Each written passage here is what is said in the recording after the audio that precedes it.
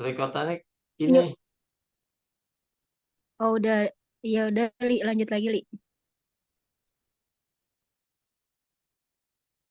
Oke, ada beberapa fakta yang membuktikan tentang indahnya kesusastraan yang dimiliki kitab suci Al-Quran dibandingkan dengan kitab-kitab suci yang lain. Satu, meskipun Al-Quran diturunkan atau diwahyukan dalam kurun waktu 23 tahun untuk kebutuhan dan tujuan yang berbeda-beda, ia memiliki salah satu keselarasan yang sempurna sehingga seolah-olah diwahyukan sekaligus.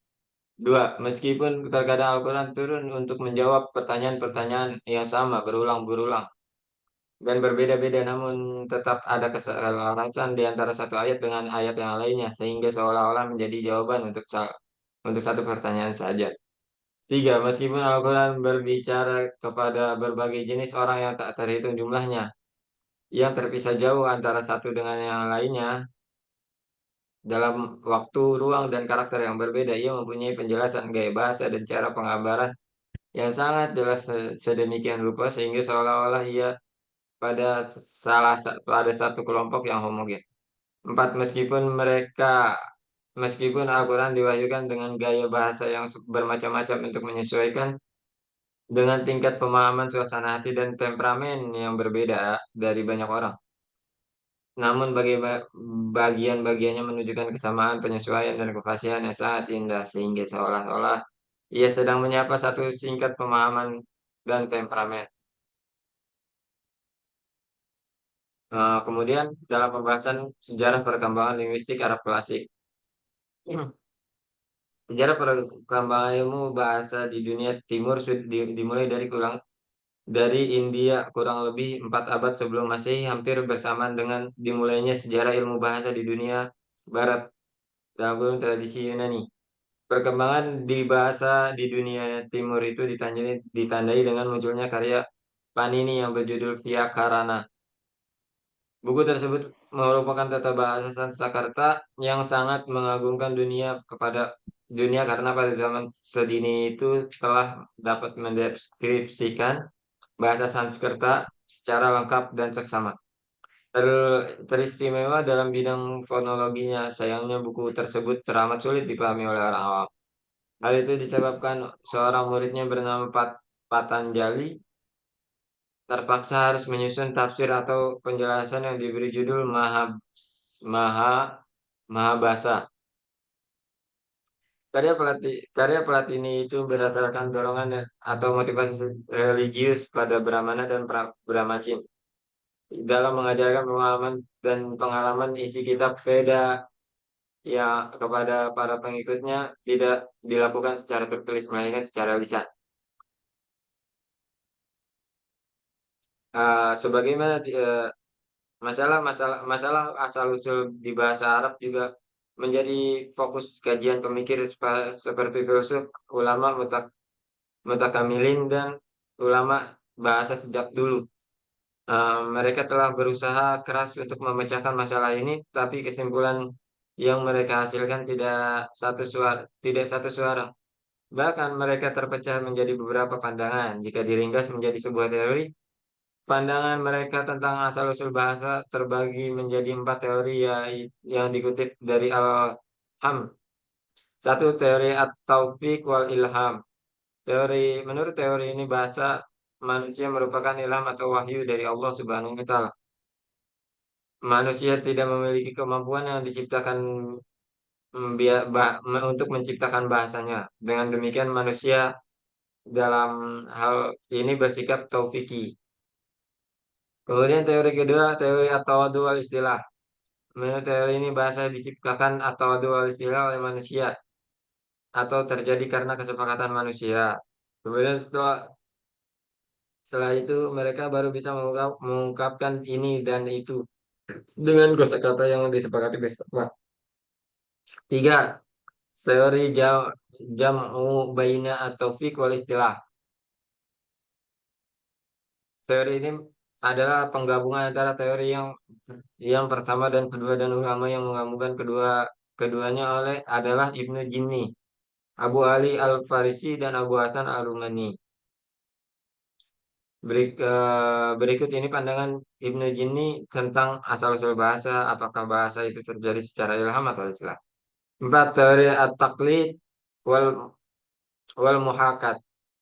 Teori ini memandang bahwa asal mula bahasa itu adalah peniruan atau muhakat terhadap bunyi-bunyi suara alamiah onomatope seperti suara hewan, bunyi pohonan, suara lintas dan sebagainya.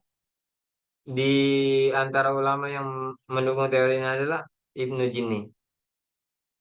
Adapun sejarah linguistik Arab terbagi menjadi dua masa, yaitu sebagai berikut. Satu, linguistik Arab tradisional. Dua, linguistik Arab modern. Oke, untuk pembahasan selanjutnya akan dilanjutkan oleh Salman.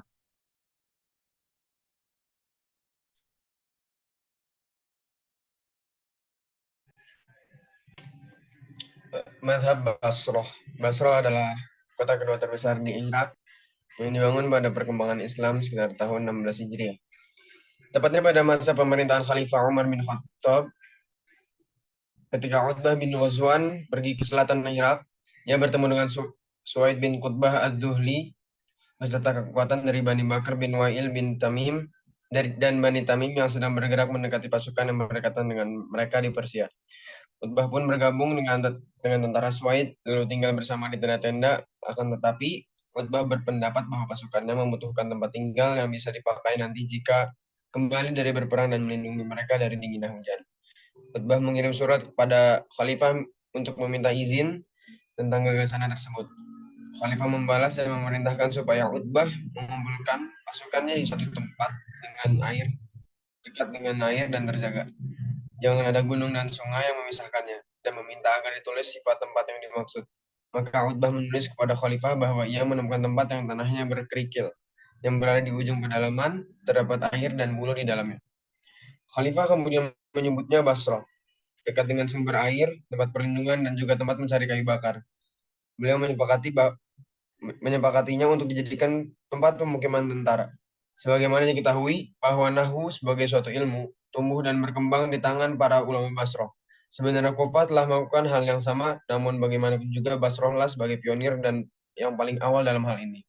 Terciptanya kondisi Basroh seperti ini tidak lepas dari beberapa hal berikut. A. Basroh terletak pada jarak 300 mil ke arah tenggara dari kota Baghdad. Terdapat sungai Tigris dan Eufrat yang mengalir dan memuara di laut. Kondisi strategis seperti ini tentunya akan berpengaruh kuat terhadap pembentukan personalitas penduduk yang membuatnya berpikir matang dan terkenal. B. Letak kota Basrah yang berada di pinggir pedalaman, bahasanya yang fasih dan murni tetap terjaga, terbebas dari cacat dan kata-kata asing. C. Di Basrah terdapat para ilmuwan yang sering melakukan perjalanan ke pedalaman. Namun, ada kalanya juga membawa orang Badui ke kota Basrah di tengah perjalanan, biasanya bertemu dengan orang Arab asli dan melakukan pembicaraan dari sumber bahasa yang asli. D. Orang yang terkenal melakukan perjalanan ke pedalaman untuk melakukan survei bahasa dan mengumpulkannya adalah Khalil bin Ahmad, Yunus bin Habib, Nadhar bin Syamil, dan Abu Zaid al-Ansari. Hal ini tampak jelas perkataan Khalil ketika ditanya oleh Al-Kisai tentang sumber-sumber ilmunya, maka Al-Kisai pun segera keluar menuju pedalaman dan menghabiskan 15 botol tinta untuk menulis bahasa Arab selain dari yang sudah dihafalnya. Kedatangan orang-orang Baduy ke pedalaman ke Basrah sungguh telah memberikan gambaran yang beraneka ragam. Dari mereka yang tinggal hanya untuk sementara kemudian kembali ke pedalaman, dan ada pula yang tinggal cukup lama dan baru kembali ke kabilah mereka. Bahkan jika ada yang mendapatkan tempat yang nyaman di Basrah, mereka tidak kembali. Banyak para siswa yang belajar bahasa menemui orang-orang Baduy untuk mendengarkan percakapan mereka dan mengambilnya. Setelah ilmu gramatika bahasa Arab tersusun dan banyaknya ulama yang telah memperjelas ilmu tersebut, maka muncullah aliran-aliran dalam ilmu Nahwu. Yang disebabkan adanya khilaf di kalangan para ulama Nahwu dalam menentukan posisi mahal kata dalam suatu kalimat. Perbedaan persepsi ini tidak luput dari pengaruh daerah tempat para ulama tersebut menetap. Aliran-aliran Nahwu yang dikenal ialah aliran Basrah, Kufah, Baghdad, Andalus, dan Mesir. Namun, aliran yang paling terkenal dalam kitab-kitab Nahwu hanya dua, yaitu Basrah dan Kufah. Latar belakang akhirnya ilmu Nahwu di Basrah. Berdasarkan apa yang sudah dipahami selama ini tentang karakteristik dan fungsi ilmu Nahwu, kiranya sudah jelas bahwa Nahwu tidaklah sebagaimana yang didefinisikan oleh sebagian orang, yakni mengetahui harokat dari akhir kata serta i'rabnya. Ruang lingkup ilmu nahu lebih luas daripada sekedar membahas masalah harokat akhir suatu kata. Ilmu nahu merupakan ilmu yang khusus berbicara tentang aturan menyusun dan merangkai ucapan. Kata-kata disusun berdasarkan pola-pola tertentu dan kaidah-kaidah yang sudah ada. Demikianlah kata-kata itu tersusun berdampingan satu sama lain. Setiap kata memiliki harokat dan posisi yang berbeda-beda sesuai dengan aturan umum yang berlaku. Nahu merupakan ilmu yang mengatur kata-kata, mempelajari tentang pengaturan kalimat dalam berbagai macam dan bentuknya, mempelajari tentang elemen-elemen kalimat baik dari sisi kedudukannya, fungsinya, kaitannya, i'rabnya, dan hal-hal yang lain, termasuk dalam aturan-aturan nahu, seperti hal bahasa-bahasa dunia lainnya. Bahasa Arab mempunyai kaidah-kaidah tersendiri di dalam mengungkapkan dan menuliskan sesuatu hal, baik berupa komunikasi maupun informasi. Lalu bagaimana sebenarnya awal mula terbentuknya kaidah-kaidah ini dan mengapa dikatakan dengan istilah nahu? Pada zaman jahiliyah, kebiasaan orang-orang Arab ketika berucap atau berkomunikasi dengan orang lain, mereka melakukannya dengan karakternya masing-masing. Lafaz-lafaz yang muncul terbentuk berdasarkan peraturan yang telah ditetapkan, di mana para junior belajar kepada senior, para anak belajar bahasa kepada orang tuanya, dan seterusnya. Namun ketika Islam datang dan menyebar ke negeri Persia dan Romawi, terjadilah pernikahan orang Arab dengan orang non-Arab, serta terjadi pula perdagangan dan pendidikan. Hal ini menjadikan bahasa Arab bercampur baur dengan bahasa non-Arab. Orang yang fasih bahasanya menjadi jelek dan banyak terjadi salah ucap, sehingga keindahan bahasa Arab menjadi rusak bahkan hilang. Jadi kondisi inilah yang mendorong dilakukannya penyusunan kaidah-kaidah yang disimpulkan dari ucapan orang Arab yang fasih, lalu dijadikan rujukan dalam memberi harokat huruf akhir setiap kata. Muncullah ilmu yang pertama kali disusun untuk menghindarkan bahasa Arab dari kerusakan, yaitu disebut dengan ilmu nahu. Adapun orang yang pertama kali menyusun ilmu tentang kaidah-kaidah bahasa Arab adalah Abu al-Aswad ad-Duali dari Bani Kinanah atas dasar perintah Khalifah Ali bin Abi Thalib. Terdapat suatu kisah yang dinukil dari Abu Aswad ad-Duali bahwasannya ketika sedang berjalan-jalan dengan putrinya pada malam hari, lalu sang anak menghadapkan wajahnya ke langit dan menyaksikan betapa indahnya benda-benda yang dilihatnya berupa bintang-bintang. Kemudian mengungkapkan perasaan ma ahsanas sama'i, perkataan dengan kagumnya apakah yang paling indah di langit, tanpa menyadari bahwa dengan mengkasroh huruf hamzah berarti menunjukkan kalimat tanya, sehingga sang ayah berkata sebagai jawaban, nujumuha ya bunayyah, yang berarti bintang-bintangnya anakku, namun sang anak menyanggah, innama arad innama aradtu ta'ajjuba, yang berarti saya hanya ingin mengungkapkan kekaguman. Maka sang ayah mengatakan, kalau begitu ucapkanlah ma ahsanas sama, yang berarti betapa indahnya langit, dengan memfathahkan hamzah, sumber al-Tantawi. Pada pagi hari, Abu al-Aswad ad-Duali menghadap Ali bin Abi Thalib sebagai khalifah dan melaporkan kepadanya percakapan yang terjadi dengan putrinya. Intinya, sesuatu yang tidak dipahaminya. Imam Ali berkata, ini adalah akibat bercampurnya bahasa Jam, non-Arab, dan bahasa Arab. Khalifah memerintahkan Abu Aswad ad-Duali untuk membuat aturan bahasa. Abu Aswad lalu membeli sehelai kertas, dan setelah beberapa hari beliau menulis di atasnya pembagian kalimat yang terdiri dari 3 bagian, yaitu isim, fi'il, dan harf, serta ditambah ta'ajub. Kemudian tulisan itu disodorkan kepada Imam Ali, lalu Imam Ali berkata, Inhan nahwa hadza, buatkan contoh seperti ini, karena itulah ilmu ini dinamakan ilmu nahu. Dikisahkan pula bahwa ketika Abu al-Aswad ad-Duali melewati seseorang yang sedang membaca Al-Quran, mendengar qori membaca surat atau ayat 3 dengan bacaan A'udzubillahi innallaha bari'un minal musyrikina wa rasulah. Apabila mengkasrohkan huruf lam pada kata warasulah menjadi warasulih, sehingga artinya menjadi sesungguhnya Allah berlepas diri dari orang-orang musyrik dan rasulnya, maka hal ini jelas sangat merusak makna ayat tersebut dan menyesatkan. Seharusnya huruf tersebut dibaca fathah, artinya sesungguhnya Allah dan rasulnya berlepas diri dari orang-orang musyrik. Karena mendengarnya perkataan ini, Abu al-Aswad ad-Duali menjadi khawatir kalau keindahan bahasa Arab menjadi rusak dan keasliannya menjadi hilang. Apalagi hal tersebut terjadi di awal mula Daulah Islamiyah.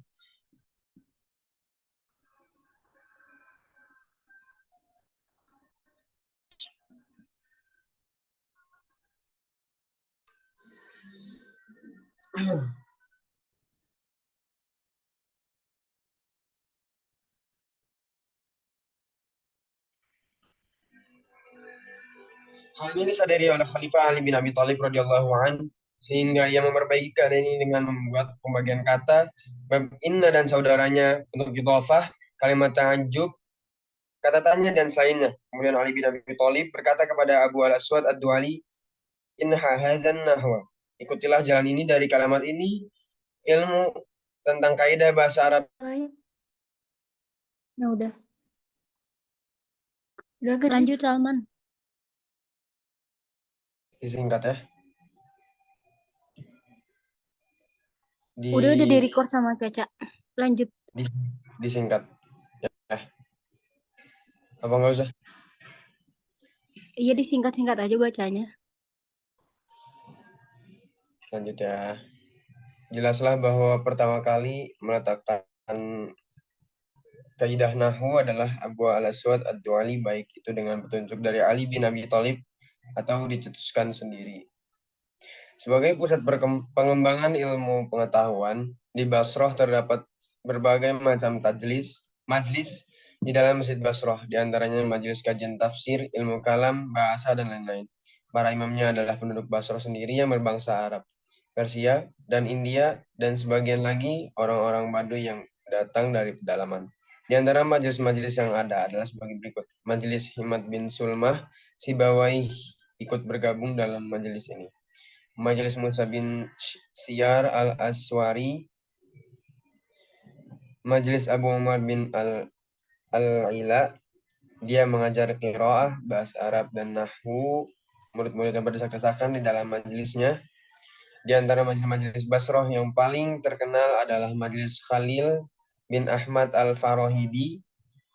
Majelis ini diikuti oleh para murid yang kemudian menjadi pakar bahasa dan nahwu seperti Sibawai, An-Nazar bin Syamil, Ali bin Hamzah al-Kisai, Abi Muhammad al-Yazidi, al-Asma'i, dan yang lainnya.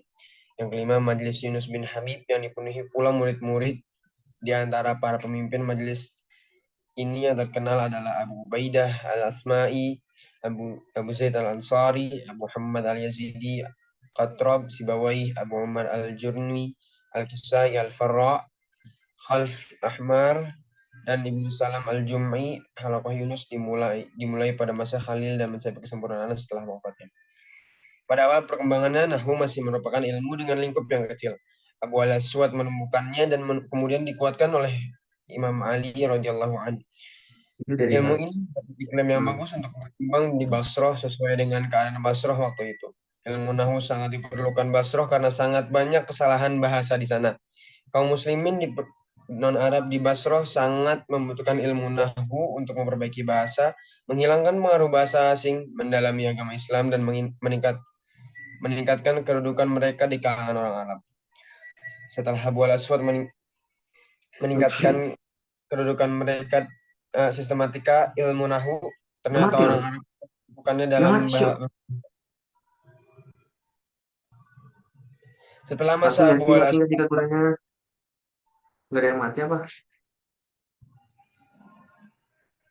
setelah masa Abu Al-Aswad, perbedaan juga mulai timbul di antara para muridnya, seperti Abdurrahman bin Hurmuz, Maimun al-Aqran, Anbasaf al-Fil, Yahya bin Ya'mur, Nasr bin Asim, dan juga para murid berikutnya seperti Isa bin Umar, Abu Amr bin al-A'la, dan Yunus bin Habib. Dalam konteks perkembangan ilmu nahwu, maka ada 5 tahap yang penting diketahui itu. Woi, Rapli.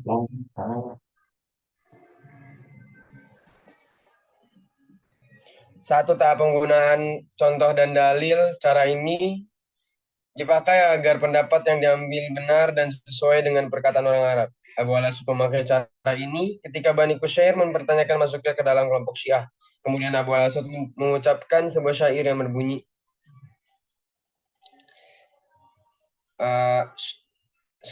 syair ini adalah bukti Abu Al-Aswad tidak ragu-ragu pendapat Abu Al-Aswad terkait dengan hak untuk berbeda pendapat. Dia menggunakan ayat Al-Quran sebagai dalil, yaitu Quran Surat Saba 24 yang artinya, katakanlah Muhammad, siapakah yang memberi dari langit dan dari bumi, katakanlah Allah. Dan sesungguhnya kami atau kamu orang-orang musyrik pasti berada dalam kebenaran atau dalam kesesatan yang nyata.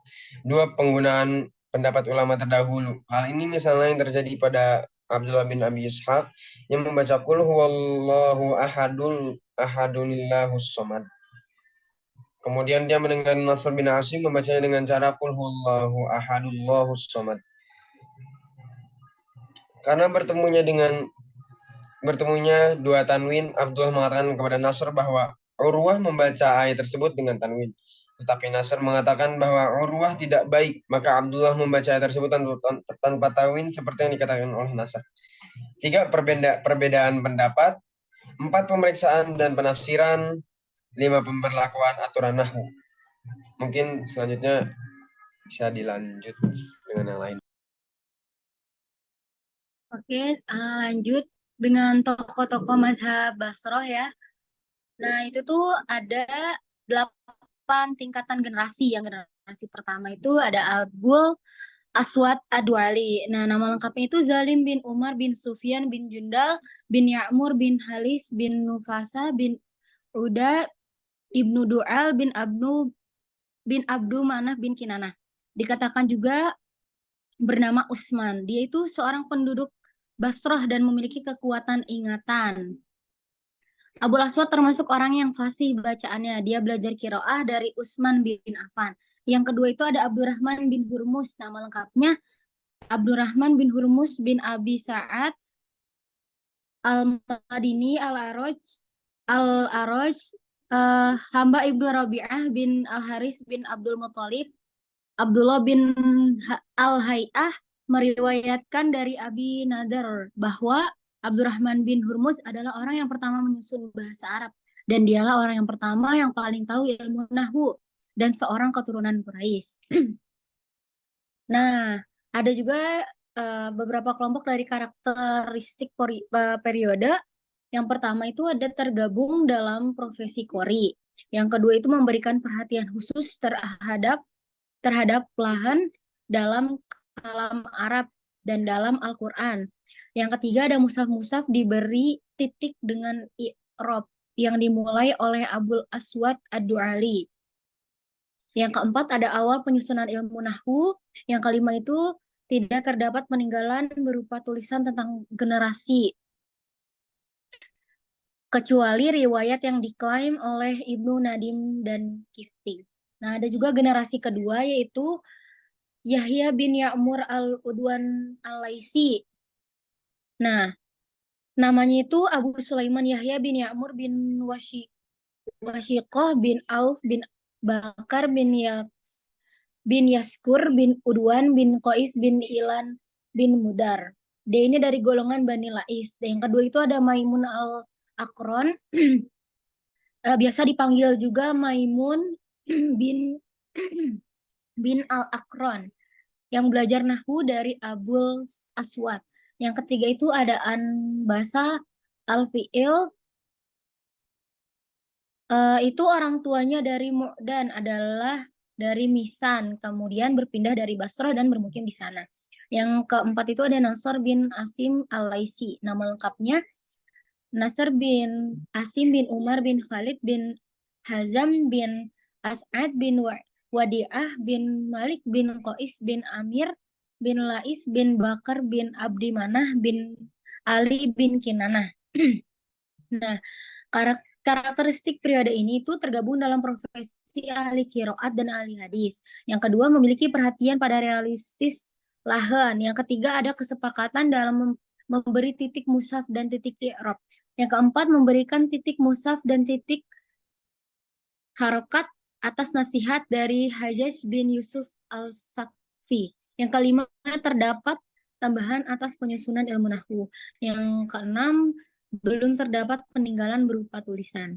Nah, yang generasi ketiga itu ada Abdullah bin Abu Ishaq. Nah, dia tuh belajar Al-Quran dari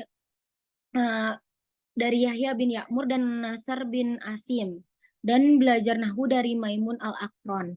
Yang kedua itu ada Abu Umar bin Ula al-Riyashi meriwayatkan dari Asy'ari, ia berkata, saya bertanya pada Uaidah berkata, Abu Umar adalah manusia yang paling tahu di bidang sastra, bahasa, Al-Quran, dan puisi. Terus yang ketiga itu ada Isa bin Amr al-Sakfi. Ia belajar nahwu dari Abdullah bin Ishaq dan Abu Umar al-Ula. Nah, karakteristik periode ini tuh dimulai dari derivasi kias dan implementasinya atas bacaannya. Yang kedua dimulai dari tahlil kaidah nahwu. Yang ketiga munculnya berbagai pendapat seperti terdapatnya perbedaan pendapat dari Abu Umar al-Ula dan Abdullah bin Abu Ishaq dan antara Abu Umar al-Ula dan Isa bin Amr. Munculnya pendapat nahwu yang bersifat individual, yang terakhir tidak terdapat peninggalan berupa tulisan kecuali yang diriwayatkan. Nah, ada generasi keempat itu ada Al-Akfas Al-Akbar. Ia berpendapat yang diriwayatkan oleh Ibnu Duraid. Nah, yang kedua itu ada Al-Khalil bin Ahmad. Nah, itu ada karya-karyanya itu ada kitab Al-Ma'ani, Al-Ma'anil Huruf, kitab Naqad, kitab Jamal, kitab Asy-Syawahid, kitab Al-Ain. Nah, ada Ilmu Arud. Nah, itu kitabnya itu ada kitab Al-Arud, kitab Al-Farshi, wal Misal. Terus Al-Khalil ini meninggal pada tahun 1700 Hijriah. Terus habis itu yang ketiga ada Yunus bin Habib. Salah satu pendapat berkaitan dengan nahwu bahwa tasgir atau bentuk kecil untuk kata qabail adalah qabail. Sedangkan Khalil dan Sibai berpendapat qabail. Di kelima itu yaitu Sibawayh. Karya Sibawayh adalah kitab Sibawayh. Tidak ada keterangan tentang kapan penyusunan kitab tersebut dalam menyusun kitab ini. Nah, ada dua sumber yang dipakai Sibawayh sebagai argumentasi dalam menguatkan pendapatnya mengenai sebuah persoalan tata bahasa, yaitu puisi Arab dan hadis Nabi Muhammad SAW. Nah, yang kedua itu ada Uqaibah bin Hubairah al-Asadi. Itu menyatakan bahwa kata al-hadid itu mansub karena maktuf kepada kata al-jibal. Kata al-jibal itu sendiri mansub, sedangkan ba adalah zaidah. Yang ketiga itu ada Nasyal bin Huri. Menyatakan bahwa kata dori merupakan marfu dan naibul fa'il yang sudah diketahui.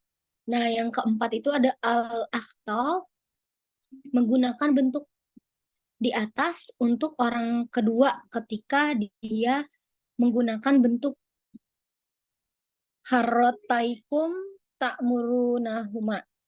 Menyampaikan kritik Syai Muhammad Al-Tantawi mengenai bait syair di atas. Nah, terus kitab Sibawayh ini menyusun materi-materi tata bahasa Arab dengan sistematis. Dari satu bagian ke bagian lain terdapat jalinan yang padu sehingga memudahkan para pembaca. Nah, penyusunan bab-bab itu juga berbeda dengan umumnya penulis dalam beberapa hal, yaitu satu, urutan yang dipakai bukan pembahasan mengenai marfuat. Terus yang kedua, mendahulukan pembahasan yang seharusnya. Yang ketiga itu pembahas dari masalah yang umum ke yang khusus. Yang keempat, beberapa pembahasan dilakukan sampai selesai. Yang kelima, kadang-kadang suatu pembahasan berada dalam satu bab. Yang keenam, karena belum ada istilah-istilah baku untuk tata bahasa Arab, Sibawayh masih menggunakan kata-kata yang panjang untuk membuat judul suatu bab. Nah, kitab Sibawayh ini banyak mendapat pujian karena kelengkapannya. Terus habis itu yang kelima ada Al-Yazidi, namanya Yahya bin Al-Mubarak bin Al-Mughirah Al-Adwi. Nama Al-Adwi disambungkan kepada Adwi bin Abdulmanah bin Ad bin Tabiqoh bin Ilyas bin Mudar bin Nazar bin Ma'ad bin Adnan. Nah, Abdullah bin Yazid ini merupakan paman dari Al-Mahdi. Terus ada kakeknya juga, yaitu Al-Mughirah.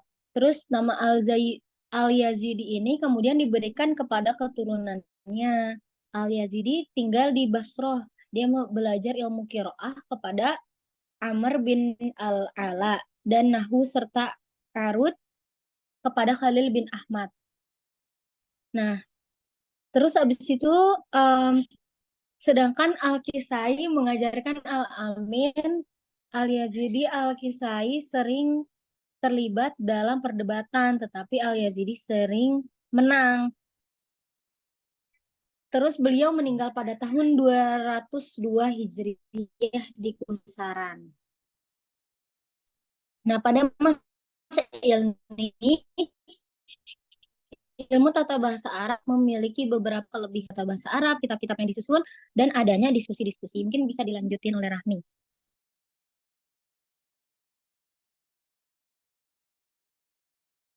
Baik, untuk generasi ke-6 ada Al-Akhfashi Al-Aswad. Beliau itu merupakan penggagas utama mazhab Kufah. Karena banyaknya kemuliaan yang diterima beliau di Baghdad, mengakibatkan lunturnya semangat Basroh dan mendekatkan beliau ke mazhab Kufah. Al-Fahsi juga menunjukkan kepada para ulama beberapa pendapat berbeda mengenai tata bahasa yang kemudian diikuti oleh para ulama. Salah satunya adalah pemberlakuan ketentuan inna ketika ditambah ma. Misalnya, innama zaidun qaimun. Lalu Al-Fahsi juga dikenal sangat cerdas. Maka para ulama mengakuinya karena banyak sekali kitab yang dia susun. Salah satunya yaitu Al-Awsat. Lalu yang ketujuh, terdapat 5 tokoh aliran Basroh. Yang pertama ada Al-Jurmi. Al-Jurmi di Basroh, kemudian belajar tata bahasa kepada Al-Fahsi, Al-Awsat, dan Yunus bin Habib. Beliau juga terkenal karena suka berbicara keras dalam setiap perdebatan, sehingga mendapat gelar Al-Qalb atau yang berarti anjing. Al-Jurmi juga terkenal cerdas dan ahli di bidang hadis. Kitab yang telah disusun diantaranya adalah Al-Farh, As-Saniyah, Wal-Jam, Tafsir Gharib, Sibawai, dan Mukhtasar Nahwil Muta'alimin. Tentunya masih banyak lagi. Yang kedua ada At-Tauzi. Beliau berguru kepada Al-Fahsi. Lalu beliau juga menyusun beberapa kitab, salah satunya Al-Amsal. Yang ketiga ada Al-Mazini. Beliau itu terkenal sebagai ahli tata bahasa dan qiraah. Dikenal juga sebagai ulama yang anti terhadap analogi atau kias dalam merumuskan kaidah tata bahasa dan qiraah. Beliau juga banyak menyusun kitab, salah satunya Ulumul Quran. Lalu Al-Mazini juga memiliki pendapat sendiri ketika merumuskan tanda i'rab. Jadi menurut beliau alif, waw, dan ya itu pada musanna dan jamak muzakkar salim itu bukan sebagai tanda i'rab, tetapi sebagai tanda musanna, jamak, dan muzakkar salim. Contohnya muslimin, muslimuna, muslimaini, dan muslimani. Lalu yang keempat ada Abu Hatim As-Sijistani. Beliau tinggal di Basrah dan menjadi mahaguru di bidang Al-Quran, bahasa, dan sastra. Beliau juga berguru kepada Al-Akhfashi. Dalam bidang fikih, As-Sijistani sangat fanatik terhadap ahlul hadis. Dan tentunya As-Sijistani ini banyak meninggalkan kitab yang berharga, baik di bidang ilmu Al-Quran, tata bahasa, dan yang lain-lain. Salah satunya adalah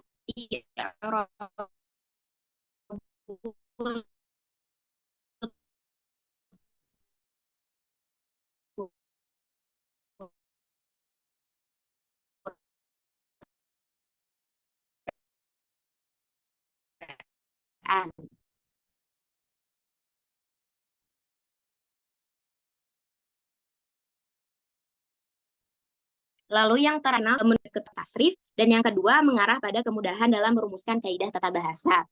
Lalu pada generasi ke-8 tokoh aliran Basroh yaitu Al-Mubarad. Dia itu berguru pada Al-Jurmi dan As-Sijistani. Al-Mubarad juga terkenal kikir karena menganggap bahwa kaya itu disebabkan oleh banyak menyimpan, sedangkan miskin itu oleh banyak memberi. Sebagaimana Al-Bazini dan Al-Mubarad memprioritaskan perumusan kaidah dengan teknik mendengar langsung, yaitu sama'i. Al-Mubarad juga banyak menyusun kitab yang penting, di antaranya Nasab Adnan wa Qahtan, I'rabul Quran, Al-Ittifaq wal Ikhtilaf minal Quranil Majid, dan banyak yang lainnya. Al-Mubarrad adalah salah satunya ulama di periode ke-8 dan beliau juga memiliki kelebihan dibandingkan periode sebelumnya. Salah satunya adalah penggunaan metode-metode baru dalam tata bahasa seperti kias, sima, ta'lil, awamil, dan ma'lumat. Untuk selanjutnya, ada mazhab Kufah. Kufah itu terletak di tepian lembah Sungai Ifrat. Lalu Kufah juga didirikan oleh Sa'ad ibnu Abi Waqqas pada tahun 16 sampai 17 Hijriah atau antara 2 sampai 3 tahun setelah berdirinya kota Basrah. Mazhab Kufah itu muncul setelah berkembangnya mazhab Basrah, mengemukakan bahwa mazhab Kufah merupakan pecahan dari mazhab Basrah. Lalu Basrah dan Kufah adalah bahwa mazhab Basrah bersifat lebih bebas, lebih rasional, lebih terorganisir atau teratur, dan kurang lebih berpengaruh, sementara mazhab Kufah kurang memberi nuansa kebebasan, lebih mempertahankan apa yang diwarisi dari orang-orang Arab meskipun dapat dipertanggungjawabkan. Mungkin untuk selanjutnya akan dilanjutkan oleh teman saya Salwa. Oke. Ada suaranya gak, Je? Rahmi, ada suaranya gak? Ada suaranya Wak Aman. Oke, thank you. Nah, selanjutnya aku bahas tentang tokoh pengembang mazhab Kufah. Nah, tokoh-tokoh mazhab Kufah itu beserta tokoh-tokoh mazhab Kufah beserta karakteristik pemikiran nahwu pada masing-masing angkatan atau bakoh yang dikutip dari At-Tantawi dan Mustafa Shawi Al-Fadli adalah sebagai berikut ya, teman-teman. Nah, terdapat 5 generasi nih. Ada tokoh generasi pertama. Di dalam tokoh generasi pertama ini ada Ar-Ru'asi sama Mu'az al-Haroi. Kalau Ar-Ru'asi itu nama aslinya adalah Abu Ja'far Muhammad Ibnu Al-Hasan. Beliau dijuluki Ar-Ru'asi karena mempunyai kepala yang besar, dibesarkan di Kufah, datang ke Basrah, dan belajar kepada Isa Ibnu Umar, Abu Amr Ibnu Al-Alai, dan kembali ke Kufah untuk mempelajari nahwu bersama pamannya Mu'az al-Harai. Nah, Ar-Ru'asi itu mengarang kitab Nahwu Al-Fasal, yaitu kitab yang pertama kali muncul dan membahas tentang studi nahwu mazhab Kufah.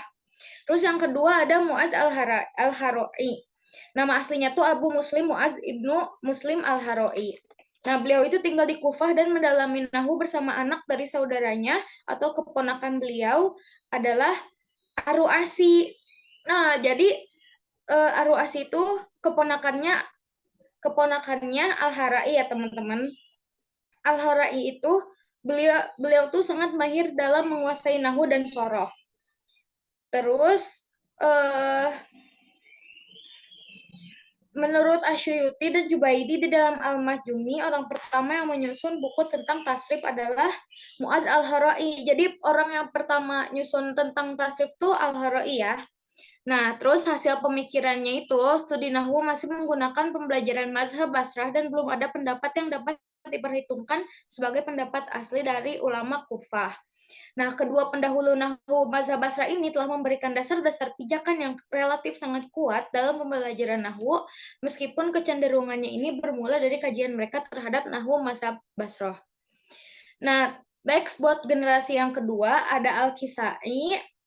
Nah, nama lengkapnya tuh Abu Hasan Ali Ibnu Hamzah, berkebangsaan Persia.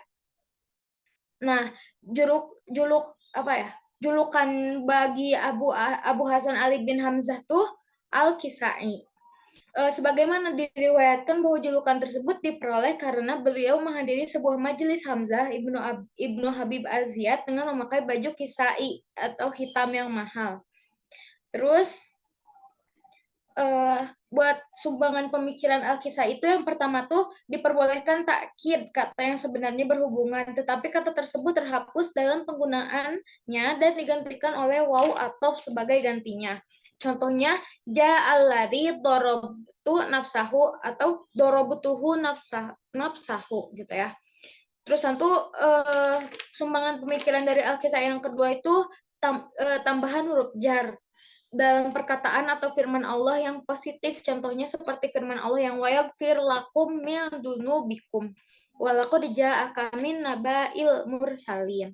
Terus yang ketiga, diperbolehkan penggunaan kata inna setelah bertemu dengan kata ma, seperti kayak inna ma zaidan qaimun. Terus yang keempat, bahwa la'alla bermakna taklil, minimal. Contohnya kayak fakula lahu qawla layyina la'allahu yatadzakkaru au yakhsha. Terus yang terakhir ada laula. Terkadang juga bermakna hala. Jadi laula tuh maknanya juga hala kalau menurut dia ya. Falaula kanat qaryatun amanat fanafa'aha imanuha. Contohnya kayak gitu. Terus karakteristik generasi kedua. Pembahasan yang mendalam didasarkan penelitian lapangan menggunakan siasat untuk meraih pengetahuan, membaca kitab Sibawai secara sembunyi-sembunyi, berdiskusi dengan para tokoh aliran Basrah, penulisan dan pembukuan seperti buku yang ditulisnya Ma'anil Quran, Mustasirun fi An-Nahwi, Al-Hudud An-Nawiyah, dan masih banyak lagi.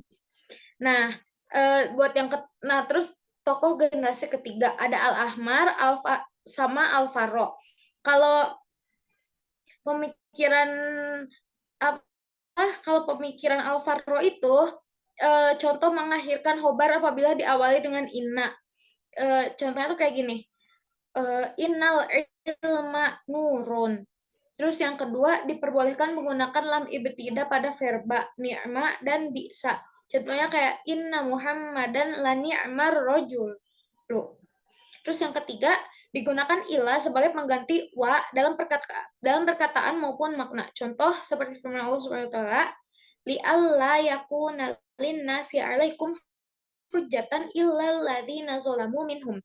Next yang terakhir dari pemikiran Al-Faro itu diperbolehkannya menggunakan atof pada dua pernyataan yang berbeda di dalam ilmu nahwu. Contohnya fidari zaidun wal hujrati amrun.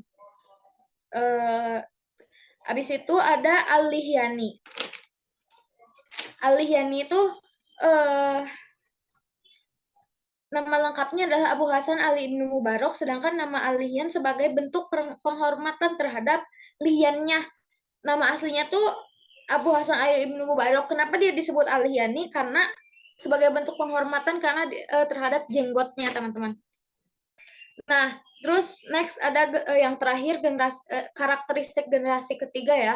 Semakin maraknya penulisan baik dalam ilmu agama maupun ilmu bahasa, sorof mulai menjadi ilmu yang otonom dan terpisah dari nahwu. Perhatian khusus terhadap kesalahan lisan secara umum dan upaya memperbaikinya.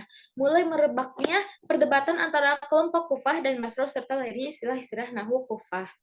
Nah, buat yang keempat ada tokoh generasi keempat atau Baqatu Ar-Rabi'. Ada Ibnu Sa'dan, Atwal, Ibnu Qadim, sama Ibnu Qadim. Nah, kalau karakteristik generasi keempat ini secara umum tidak jauh berbeda dengan karakteristik generasi sebelumnya, hanya sudah mulai berkurang kegiatan menyusun karangan sampai batas tertentu. Tidak muncul pendapat-pendapat khas pada bidang nahwu dan sorof karena sebagian generasi tersebut memperbincangkan pendapat-pendapat ahli nahwu Kufah sebelumnya. Buat yang terakhir ada karakteristik generasi kelima ya, ada As-Sa'lab pada 200 Hijriah. Pada tahun 200 Hijriah. Nah, kalau karakteristik generasi kelima ini, pengetahuannya itu beraneka ragam, nahwu, bahasa, balaghah, dan lain-lainnya. Jadi nahwu, bahasa, dan balaghah itu hadirnya di generasi kelima ya, teman-teman. Dan banyaknya penulisan dari berbagai ilmu pengetahuan. Nah, Next, aku mau ngebahas tentang studi kajian bahasa mazhab Kufah. Nah, berdasarkan pemaparan ada kajian yang dilakukan oleh pendahulu mazhab Kufah yaitu Al-Kisai dan Al-Farra. Yang pertama adalah kajian fonologi mencakup idgham, imalah, dan ibdal. Yang kedua ada kajian morfologis yaitu sorof dengan objek kajian istak atau derivasi. Yang ketiga adalah kajian nahwu dan sinteks.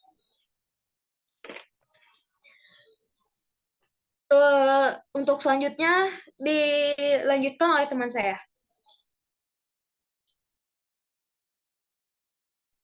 Next, guys.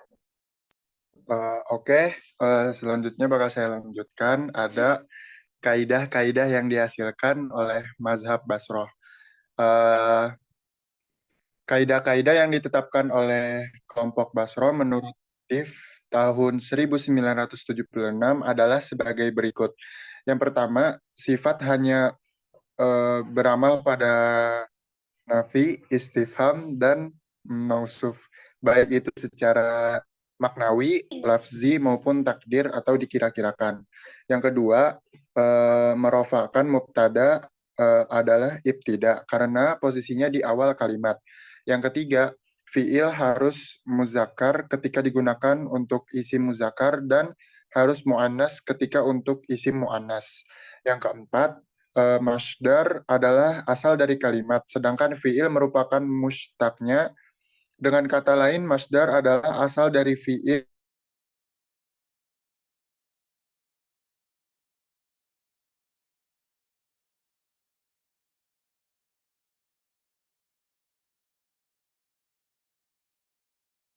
Naib, yang kelima ada naib, fa'il tidak boleh diganti dengan zaraf.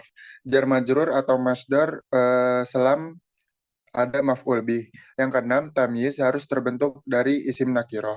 Yang ketujuh, kata bi'sa dan ni'ma adalah kata kerja. Begitu pula fi'il ta'ajub adalah kata kerja. Yang kedelapan, tidak boleh membuat taukid dari isim nakiroh. Yang kesembilan, fi'il mudhari yang jatuh setelah hatta au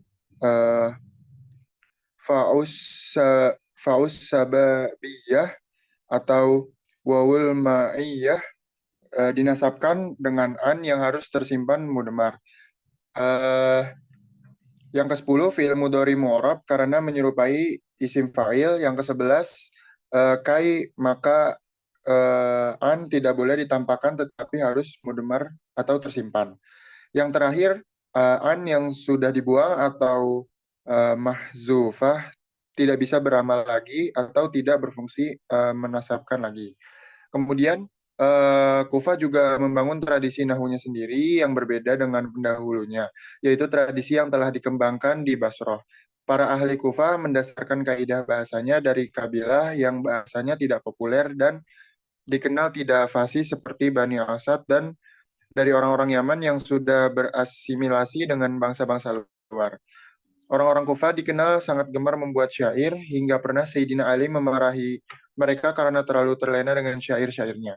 Sementara saat itu, pengikut Ali semestinya harus mempersiapkan diri untuk perang melawan Khawarij.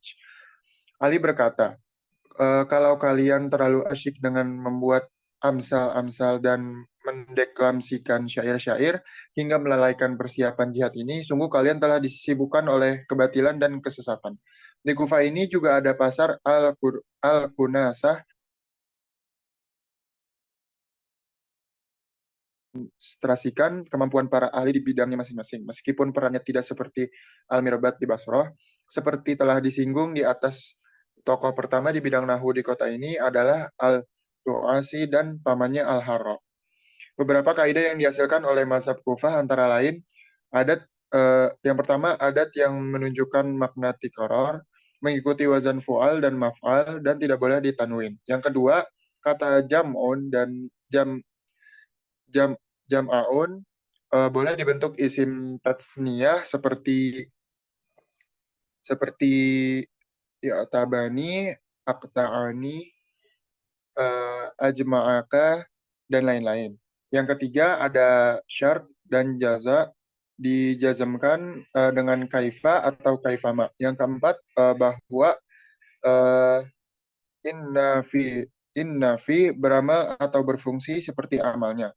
Yang kelima, dhamir yang kembali kepada masdar dapat beramal pada zorf.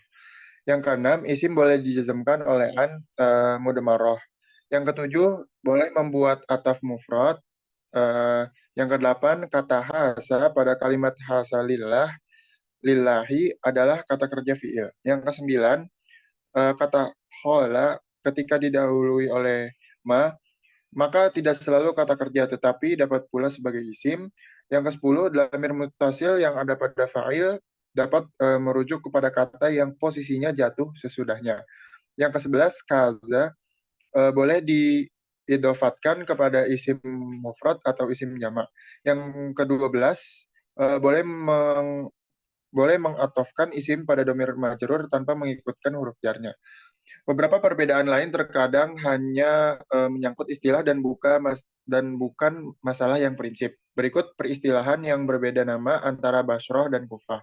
Yang pertama, Basroh sama dengan naat, Kufah sama dengan sifat. Yang kedua, Basroh sama dengan badal, Kufah sama dengan turjumah. Yang ketiga, Basroh sama dengan zorof, Kufah sama dengan mahal. Yang keempat, Basroh sama dengan jar, Kufah sama dengan khof. Mengenai lafal Allahumma, menurut aliran Basroh yang direpresentasikan oleh Al-Khalil, ia merupakan kata yang diikuti oleh mim musyaddah, mim tasdid sebagai ganti dari huruf ya, yang semestinya ada di depan lafal Allah. Sementara menurut Kufah dipresentasikan oleh Al-Farra, berasal dari Allahu amanna bi ghair, diringkas menjadi Allahumma untuk memudahkan pengucapan karena kata ini sering digunakan. Kemudian lafal halumma menurut Basroh, ia adalah struktur gabungan dari huruf ha tanbih, ut tanbih, dan kata kerja lumma. Demi untuk kepraktisan diringkas menjadi halumma. Sedangkan menurut mazhab Kufah lain lagi, ia berasal dari kata hal dan kata kerja umma, artinya maksud yang huruf hamzahnya disembunyikan dan diberikan kepada huruf lam, lalu sukunnya lam dibuang, maka jadilah halumma. Demikian otak-atik perbedaan-perbedaan tersebut terkadang menjadi acak dan rancu antara Basroh dan Kufah yang disebabkan tidak jelasnya afiliasi murid-murid dari ulama-ulama pendahulunya. Di antara mereka mungkin teridentifikasi sebagai ulama Kufah, tetapi dalam berpendapat mengikuti gurunya yang dari Basroh. Atau mungkin sebaliknya, meskipun keduanya sama-sama berlandaskan riwayah dan kias, apalagi bila ditarik lebih ke depan, di mana Nahwu sudah tidak hanya berpusat di kedua kota tersebut, tetapi sudah terpencar ke Baghdad, Mesir, dan juga Andalusia. Selanjutnya bisa dilanjutkan oleh teman saya.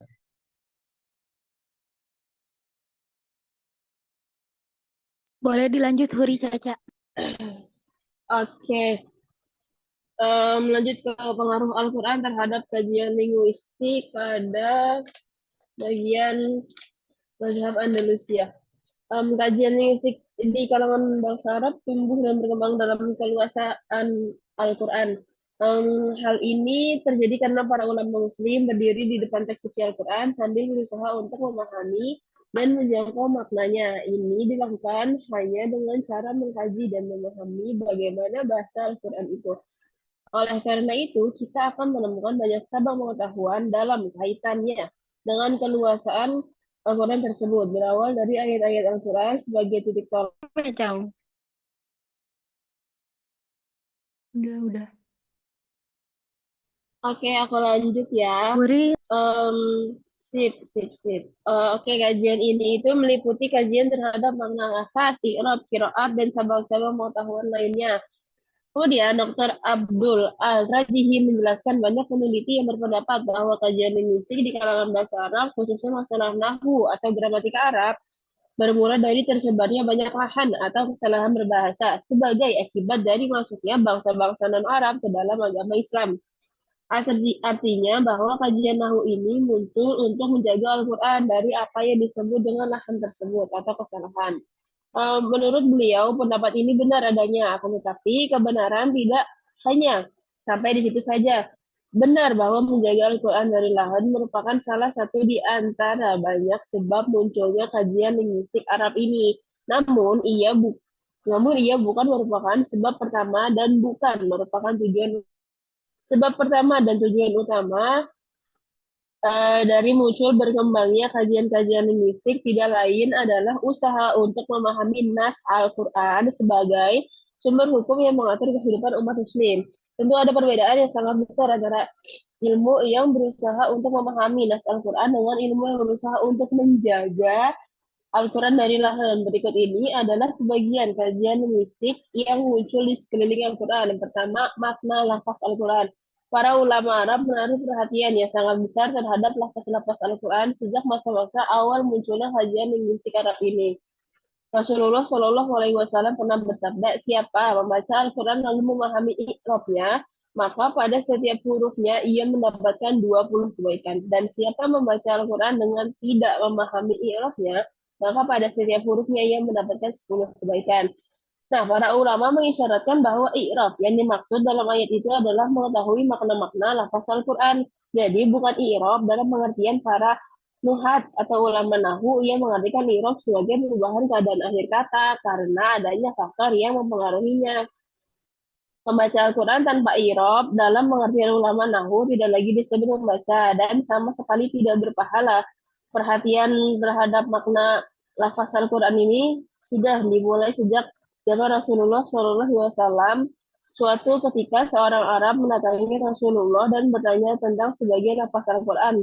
Misalnya firman Allah, Bismillahirrahmanirrahim, walam yalbasu imanahum bizulmihim dalam surat Al-An'am ayat 82. Seraya berkata, siapakah di antara kita yang tidak pernah melakukan kezaliman terhadap dirinya sendiri. Lalu Rasulullah menjelaskan bahwa dimaksud dengan zalim di situ adalah syirik atau mendekatkan Allah. Beliau merujuk pada ayat Bismillahirrahmanirrahim, Inna syirka zulmun azim yang terdapat pada surat Luqman ayat 13.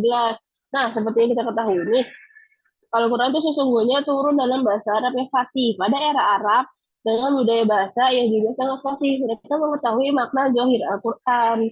Sementara untuk makna-makna yang agak sedikit mendalam, mereka baru mengetahuinya setelah melakukan pengkajian dan pengamatan yang mendalam pula.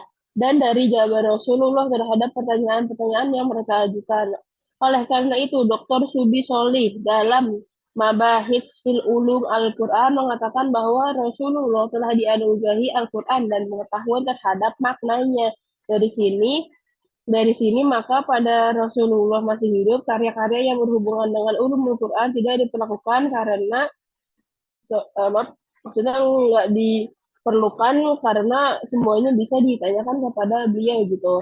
Nah, terus baru setelah Rasulullah wafat, keperluan terhadap karya-karya semacam ulumul Quran yang salah satu pembahasannya adalah tentang makna lafaz-lafaz Al-Quran mulai dirasain. Maksudnya para sahabat yang nyata adalah orang-orang Arab yang kemampuan bahasa Arab itu sangat tinggi, kadang-kadang menyerah gitu di hadapan lafaz-lafaz yang mereka tidak mengetahui maknanya. Satu riwayat menyebutkan bahwa Abu Bakar ditanya tentang Quran surat Abasa ayat 31 yang berbunyi wa fakihata wa abba gitu. Lalu ia berkata, bagaimana mungkin aku mengatakan sesuatu yang tidak aku ketahui? Terus kata Umar Khattab juga diriwayatkan membaca bahwa fakihah wa abba di atas mimbar lalu berkata fakihah ini kita kenal lalu apa makna al-ab gitu. Ibnu Abbas diriwayatkan pernah berkata sebelumnya aku tidak memahami apa maksud Fatiris sama wati wal ad gitu. Sampai kemudian aku melihat dua orang Arab sedang berselisih dalam persoalan sebuah sumur. Salah seorang di antaranya berkata, Ana fator tuha, atau artinya aku yang pertama membuatnya.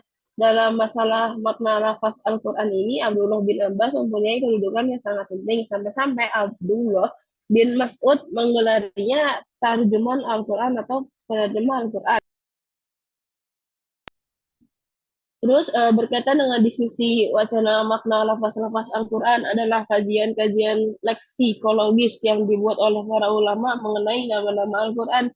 Di antara yang menulis tentang masalah ini adalah Al-Qadi Abu Al-Ma'li Azizi bin Abdul Malik, Al-Imam Abu Ja'far Al-Tabari, yang menulis tentang al-qaul fi asma'il Quran wa suwarihi wa ayyihi.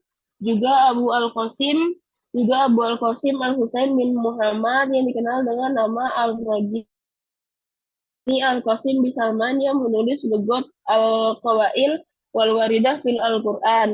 Nah, At-Tabari misalnya menjelaskan tentang makna Al-Quran yang dengan merujuk penjelasan Ibnu Abbas, ia diartikan sebagai bacaan. Ia juga menjelaskan makna Al-Furqan yang oleh para ulama diartikan sebagai jalan keluar dan keselamatan. Menurut Tabari bahwa meskipun ada banyak makna yang dikemukakan dengan Al-Furqan ini, namun semua memiliki kedekatan makna.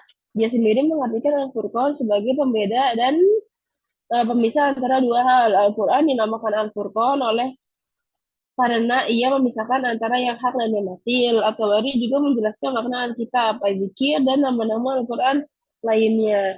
Tapi sementara itu, Ar-Raghib Al-Isfahani dalam kitab Al-Mufradatnya menjelaskan bahwa hal pertama yang harus dipenuhi dalam memahami Al-Quran adalah hal-hal yang berkaitan dengan masalah lafaz. Kitab Isfahani ini selain membahas tentang lafaz mufradat Al-Quran juga membahas tentang qiraat Al-Quran, pembahasan tentang penggunaan konteks yang berakibat pada munculnya makna-makna yang beraneka ragam untuk sebuah mufradat. Nah, kedua ini ada i'rab Al-Quran.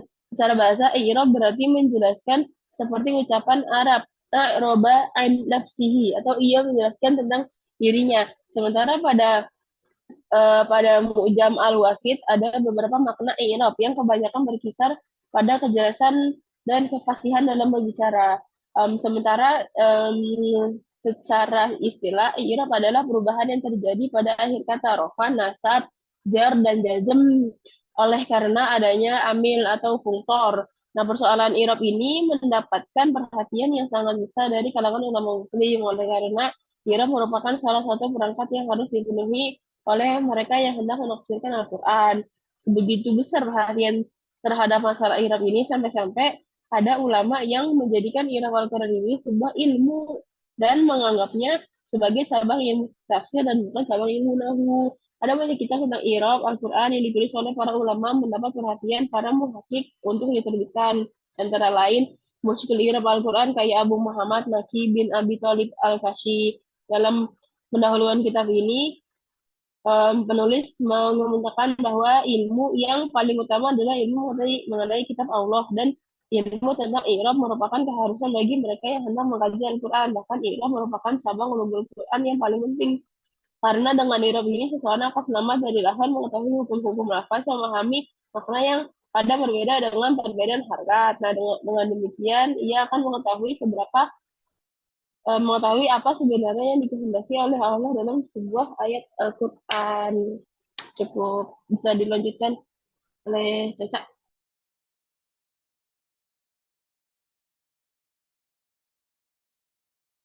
Nah, untuk selanjutnya ada perkembangan kajian linguistik bidang semantik.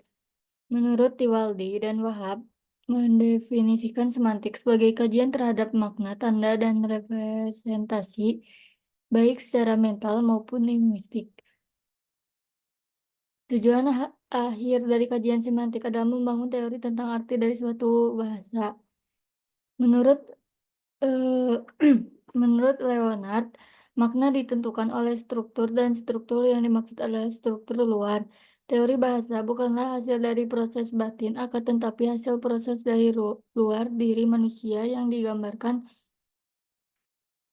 Analisis semantika hanya berlaku untuk bahasa yang bersangkutan karena mempelajari makna pada hakikatnya berarti mempelajari bagaimana setiap pemakai bahasa dapat saling mengerti. Menurut teori Firth, yang menentukan makna suatu bahasa adalah konteks yang terdiri dari konteks fonologi, leksikon, dan situasi. Jadi bahasa adalah susunan dari tiap-tiap konteks, sementara konteks mempunyai peranan sebagai lingkungan untuk unsur atau unit relasi dari setiap bahasa. Teori konteks terdapat beberapa konteks untuk memahami makna. Yang pertama, konteks bahasa, yaitu lingkungan kebahasaan yang mencakup bagian bahasa seperti kosakata, kalimat, dan wacana. Kedua, konteks situasi dan kondisi, yaitu unit yang ada dalam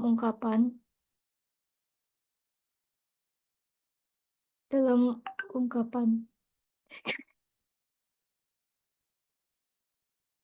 ketiga, konteks sosial budaya, yaitu situasi sosial budaya saat ungkapan terjadi. Menurut teori konteks, sistem semantik bahasa meniscayakan saling berkaitan antara yang satu dengan satu yang lain. Bahasa Arab itu merupakan bahasa dinamis, sehingga mengalami perubahan dari masa ke masa. Perubahan itu dapat terjadi pada semua tata linguistik, yaitu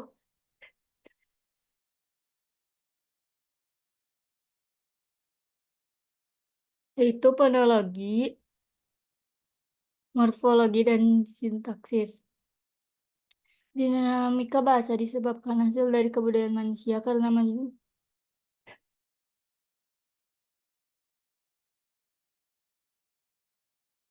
manusia itu makhluk yang dinamis dan kreatif yang lebih cenderung kepada perubahan. Menurut Ibnu Faris, bahasa Arab tidak mungkin mengalami perkembangan dengan cara terpengaruh dengan bahasa lain sehingga dia menaksibkan adanya kosakata non-Arab yang terdapat dalam bahasa Arab. Pendapat ini berbeda dengan pendapat Salabi bahwa dalam bahasa Arab banyak dipengaruhi bahasa non-Arab seperti Persia, Suryani, Ibrani, dan lain sebagainya. Salim Sulaiman berpendapat bahwa sebagai alat komunikasi bahasa pasti akan mengalami perubahan termasuk bahasa Arab. Kondisi manusia dalam berinteraksi dengan manusia lain tidak mungkin hanya berada dalam satu keadaan, akan tetapi dalam berbagai keadaan. Perkembangan bahasa atau dikenal juga dengan pemoneman bahasa merupakan usaha untuk menjadikan bahasa bertaraf sederajat secara fungsional dengan bahasa lain mengalami perkembangan. Lalu ada karakteristik bahasa Arab modern. Bahasa merupakan salah satu dari gejala sosial masyarakat yang digunakan sebagai alat komunikasi sesama manusia. Sebagai gejala komunikatif, perlu dibedakan pengguna dan fungsi dari bahasa tersebut. Fungsi sebagai sarana di berbagai kitab suci yang memberikan dampak bahasa itu sering dijadikan sebagai objek studi dalam berbagai bidang pendidikan. Bahasa Arab modern menurut Vintex secara fungsional merupakan bahasa media, berarti Arab dan sebagai bahasa resmi. Terima kasih.